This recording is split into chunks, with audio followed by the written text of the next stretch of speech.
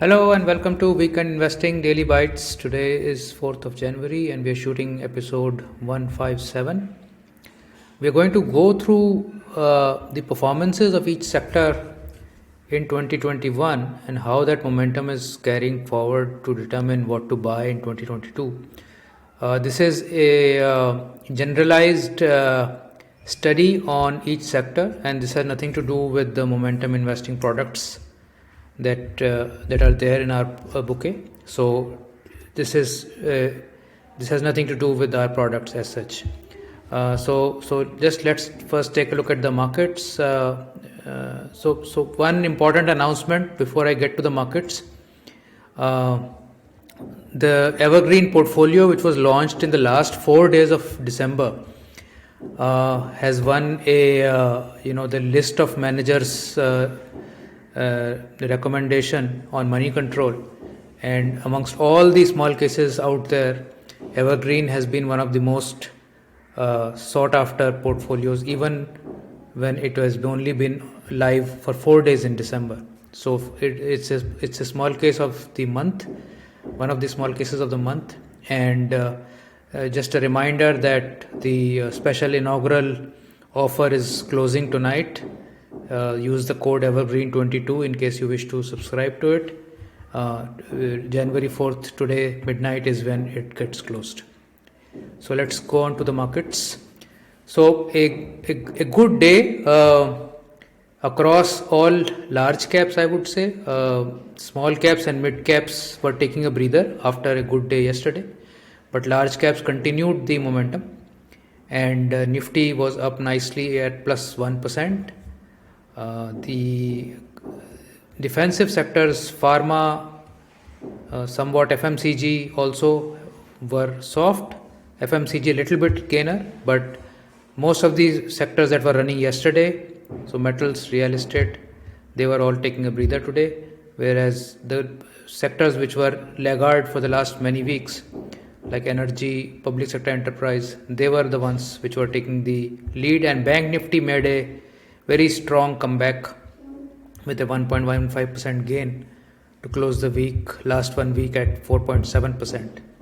So all in all, a good omen to carry forward the new year, and the sense seems to be that the FIIs are back, although it is too early to say, because every year in the first few weeks there is always pent up new year allocation that happens, and once that gets exhausted, then the real sort of trend of the FII selling of the past many months will get clear. But so far so good. The domestic and FII money, if both are flowing in, that's really good for the markets. In the last 1 week, we've seen really good gains across all sectors, but we're going to talk about the sectoral performance in just a bit. In terms of the weekend investing small case performances, MI25, MI35 and MI20 were in the gain. Otherwise, most of these strategies were either flat or slightly soft. The broader market was not participating. As we can see here, the Nifty Next 50 was flat. Mid and small cap index was up 0.3%, small cap index was up 0.5%, but the larger gains were coming in the Nifty 50 right here. So no harm done, and looks all good so far for the coming periods. Now let's take a look at sectoral returns. So for calendar year 2021, how did most of the sectors perform? So we've listed several of the sectors that are available as indices on the NSE. We've missed some because the sectoral indices are not there, for instance sugar and maybe some other smaller segments, but sugar was also on fire today, by the way.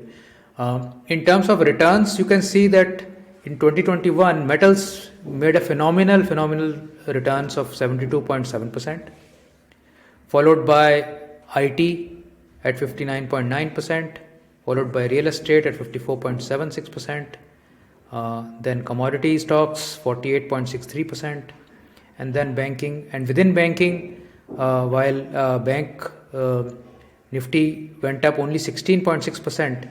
PSU banks went up 42.83%. So there was a huge divergence in the private banking and the public sector banking space. Energy did well at 34%. Again, media 35%. So what you can see here is that the sectors which are usually defensive in nature, so FMCG plus 9%, pharma plus 8%, and gold as a hedge minus 4.75%. So all these sectors or asset classes typically perform when the market is not doing so well, right? So money tends to flow from risk to defensive and then defensive to risk this way. But Nifty overall was up here for 25.7%, and broader market was also up 31.3 odd percent for the year. So overall a very, very good year, 2021 calendar year. This on top of the great gains one saw in calendar year 2020 as well. So two consecutive years of good gains. To expect that a third year will be somewhat like this is asking for the moon, but you never know what may happen, right? So one needs to keep the head down and just follow the strategy. If we get a bad year, we will have good years in the ones to follow. If we get a good year, then we get a good year, right? So let's also take a look at more granular this sectoral performance. So what we have done here is the same sectors. We have calculated the momentum ranking for 12 months, 9 months, 6 months and 3 months. So for instance, where does IT index stand at the end of the year of 2021 versus beginning of the year? So the rate of change of the index. And so we calculate the rate of change of all these 18 items and give them a ranking based on that movement. So for instance, for the whole year, you can see that metals is number 1, IT is number 2, real estate is number 3, commodities number 4, so on and so forth. And gold has done the worst, pharma is at number 17, FMCG is number 16, and bank Nifty overall is at number 15. So while it's not particularly sectors, but we've included some of the indices so that you can have some reference point, what is doing well and what is not doing well. And just looking at this infographic, you can see that IT sector was second ranked on a whole year basis, first ranked on a 9-month basis, second ranked on a 6-month basis, and first ranked on a 3-month basis. So it has performed flawlessly through the year. Whether it was 3 months, 6 months, 9 months, 12 months, IT has done really well. Similarly, real estate was doing very well for the whole year, for last 9 months, 6 months, but in the last 3 months, real estate has really not done so well. And for the very short term momentum perspective, real estate has slipped to number 16 here. Metals were doing very well for the entire year, but kind of gave up some of the gains in the last 6 months and 3 months. What is improving over time? Let's say auto. Auto was a laggard for the whole year.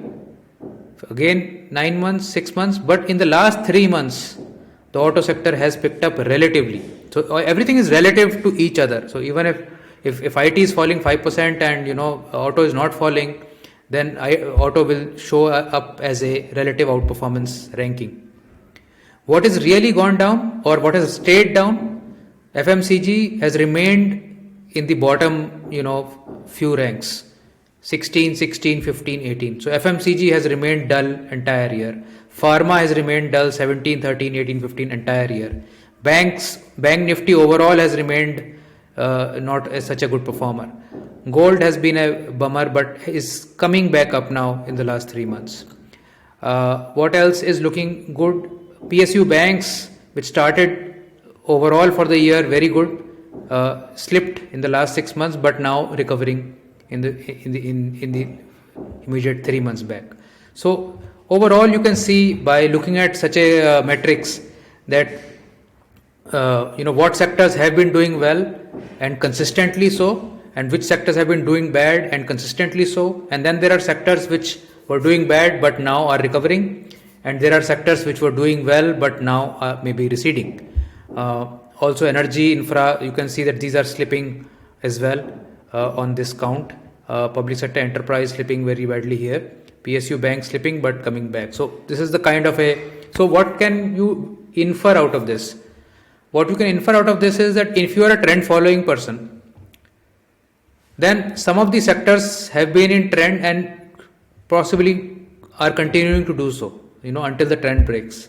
So trend following probably will do well in sectors with low ranking all through. And if you are a reversion to mean, you like to buy beaten down sectors, then of course you can see that FMCG, pharma, and Bank Nifty, financial services, even consumption stocks, these have been the ones that have been beaten up the most, and those will make a comeback if there is a reversion to mean. So there are several ways of interpreting this chart. There is no one right way, but it all depends upon what you want to take out of it. And I'll post this chart on Telegram and on Twitter, so you can interact with it. You can download the data. You can maybe do all kinds of study on it at your own pace as well. So this is an interactive chart, and we'll make this available to you. I also want to show you some charts. Let's go to the charts. Okay, and the same sectors, I just want to show you what are the long-term charts. So let's start here. So media, you can see, has been in a downtrend since 18, and now it is picking up. So media is something that still has a long way to go before it reaches its all-time high. It's still about 30 to 40% off from its highs. FMCG was doing very well from the bottom of the crisis. However, it gave back some of the gains here, and now it has taken this 200-day support somewhat and is looking to build back up, but so far the pickup is not there. Pharma, again, on a longer term basis, it did come to an all-time high here, but it has so far failed to take off after reaching the all-time high. It is still, kind of revolving around the 200 DMA here. PSU banks on a longer term basis are still far off from where they had reached, but they have come off from this huge drawdown that happened from 2018 to 20, again sitting near the 200 DMA and hoping to build upwards from here. Private banking, as you can see, has slipped below the 200 DMA, and compared to pre-COVID levels, it is virtually at the same place here.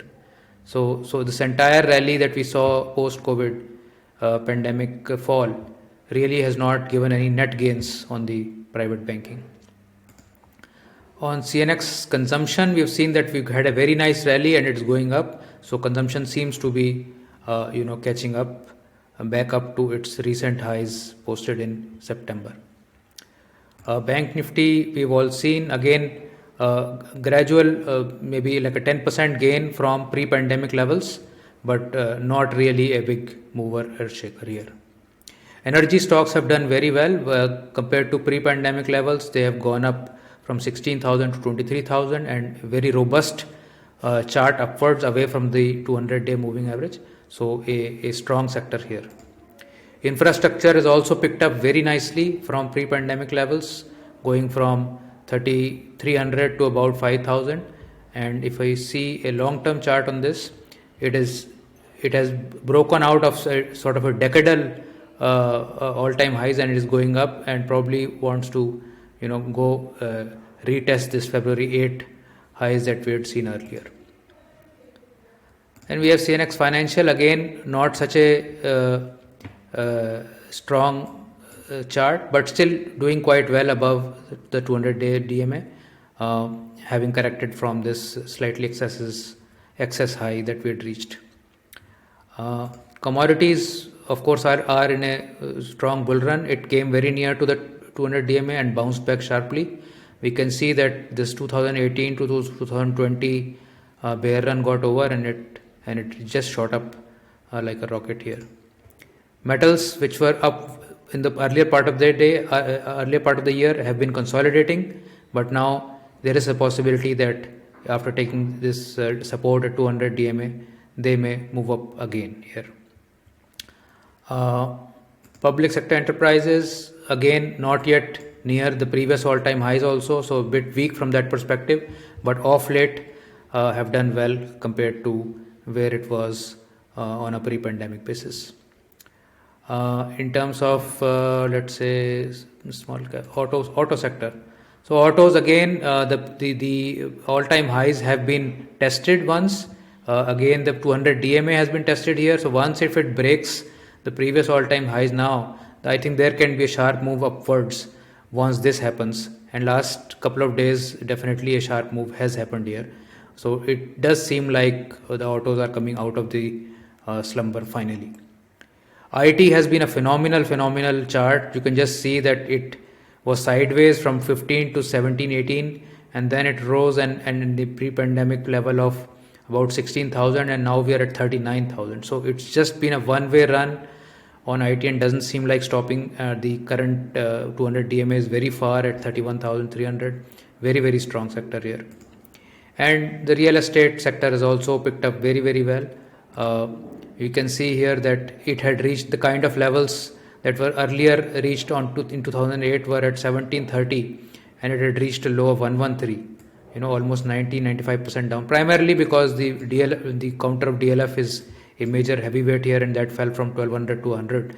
But now it seems to be picking up very nicely, and again it is trading very nicely above its 200 DMA and a strong sector. So most of the sectors have been very strong, some have been sluggish, but it does seem like that the momentum is on right now. There is no reason to to panic or to fear, but definitely follow your strategy whichever way you are running this. If it's a reversion to mean, buy into these sectors. If you're following trends, then you buy into the top gaining sectors. So this is all I had for today's daily bite. Thank you so much for watching. Please also remember that today is the last day for the discount code to apply in Evergreen. If you miss it, then you miss it, right? Thanks so much for watching. Bye.